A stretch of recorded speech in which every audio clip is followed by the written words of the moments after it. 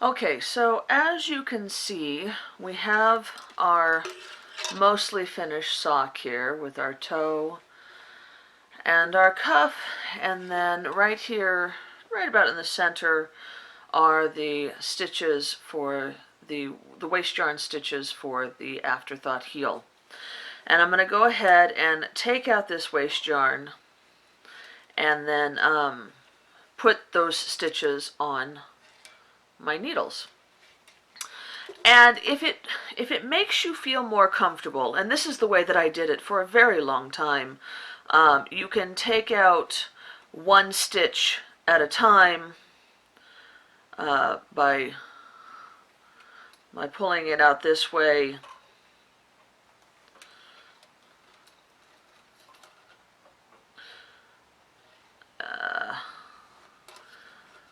And there you can see,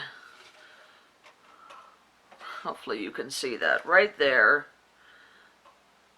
is our first stitch. I'm hoping that's focused enough.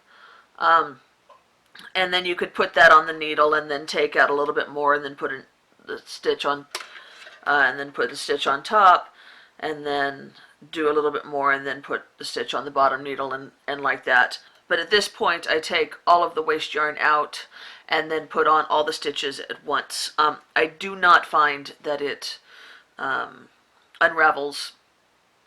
Maybe every once in a while I might have the final stitch that I'm putting onto the needles drop down one row, but that's really easy to reknit that one row on that single stitch. So that is how I do it. So I'm going to pull these out, pull this waist yarn out.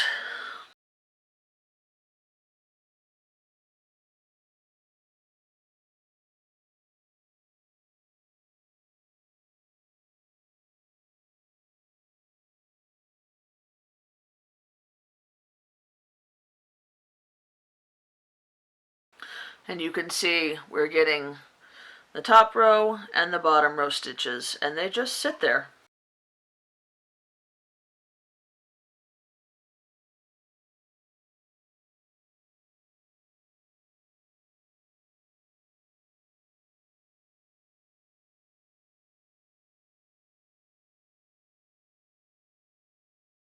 And that is all of it. And so now I have all the live stitches, so I'm going to go ahead and put them on the needle. I forgot to mention at the beginning, I'm obviously not very good at these tutorial videos, but you want to make sure that your ribbing is at the, your cuff is at the top, and your toe is at the bottom. When you're doing this, that'll put you right in the right spot to be able to start the heel. So just go through and pick up the stitches. And I don't bother with making sure that I pick them up going the right way. I just pick them up whichever way is going to be the easiest.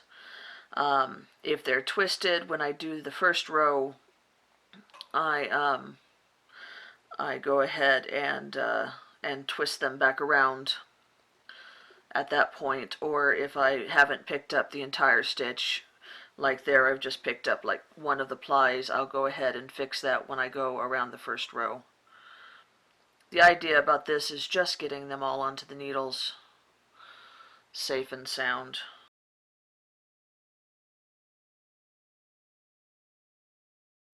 And for some reason I always start on the bottom. I don't know why. The last couple of stitches are always a little bit more tricky, and you might find some yarn has stuck to itself, so just be careful with that. So there's the bottom row, and now I'll take the other needle. You see, this is the needle I picked up the bottom row. There we go. This is the needle I'm going to use to pick up the top row.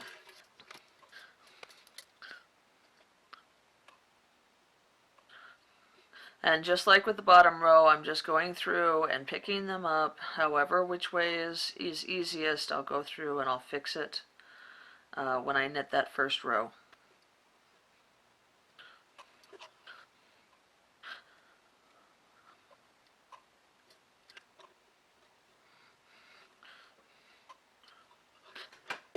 And there, I don't know if you can see that, I've had that final stitch drop a row. And like I said, I'll pick it up a row behind. And then just take it like this, and pick up that row that it slipped down and reknit it and put it back on the needle. Okay, so now you have, there's the top of the sock. You have both rows on to the needle. At this point, I turn the sock around so that the toe is at the top, and I am ready to start knitting across the leg stitches to start the heel. And I've got to run downstairs to get that yarn, but I will go and do that and be back shortly to start the heel. One more thing before we get started knitting the heel. I'm back in the original position. I wanted to point out that you will have one less stitch at the top, the cuff side, than you will have on the bottom, the toe side. So this is a 60 stitch sock, and you work the heel stitches over half the stitches. So I have 30 stitches on this bottom needle and only 29 stitches on this top needle, but that will be rectified when you start knitting. Just wanted to point that out. So again, you're going to turn it around so that you are ready to knit on the cuff needle. And as I've mentioned in my podcast, I normally try to split the stripes in half and then start with the same color when I start the heel, so it looks like the heel is coming straight out of the sock. However, I thought it might be easier if I used a contrasting color for you to see, so I'm going to start with the blue instead of the pink. So what you're going to need to do first is you have to pick up the side stitches to make sure there's no holes. So if you follow the rows up and down, you see that this row is for that stitch, and so this row is for the next stitch. Yes? So what you need to do is you need to pick up that next stitch, what would have been on this needle had you continued on this one needle, and that is that stitch right there. If you're ever not sure it's the one, you can kind of pull it a bit and you can see how it affects this stitch, and so that's how you know it's the right one. So I picked that one up and I put it onto the needle, and then when it is time to start knitting the heel stitches, I knit that picked up stitch through the back loop, which twists that stitch, as you can see, and keeps a hole from forming on the stitches. And then I knit across the rest of the stitches for this needle. And as I said earlier when we were picking up the stitches, this is the point where I go through and rectify any twisted stitches, which is most of the stitches on this first needle for me. For some reason, the way that it is comfortable for me to pick them up means that I end up twisting almost all of them. And you can see that the way that I am untwisting those stitches is just by kind of knitting the twisted stitch through the back loop, which turns it around. If that is not comfortable for you, you can always turn the stitch around, put it back on the needle, and then knit it straight. But I am lazy and like to do things in the least amount of steps as possible. So if I can, I just knit it through the back loop on the twisted stitch.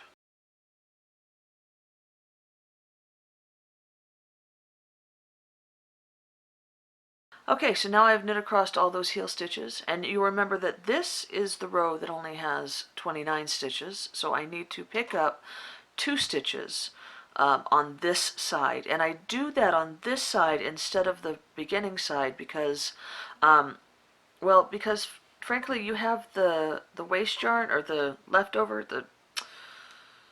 you have the tail, Come here. Because frankly, you have the tail from when you started the yarn, and so you can use that if you need to kind of sew up a little tiny bit of a hole over here. But over here you don't have that, so I pick up that extra stitch on this side. And you're going to do it the same way as you did the other side. You're going to pick up what would be that next stitch. So it's that stitch, and I put it on the needle, and then I twist it when I knit it. But then I'm going to pick up the back of it again and put it on the needle again and twist it and knit it again. So you're knitting that stitch twice, and that will give you 32 stitches across this needle. You've picked up one on this end, and then you knit that one picked up stitch 2 times, made two new stitches with that one, and then we're ready to move to the other needle. And you're basically going to do the same thing on this side. You're going to pick up that stitch, put it on the needle, twist it when you knit it, that makes that stitch, and then knit across the rest of the stitches on the needle. These ones I end up picking up right for some reason, and so they are all facing the right way.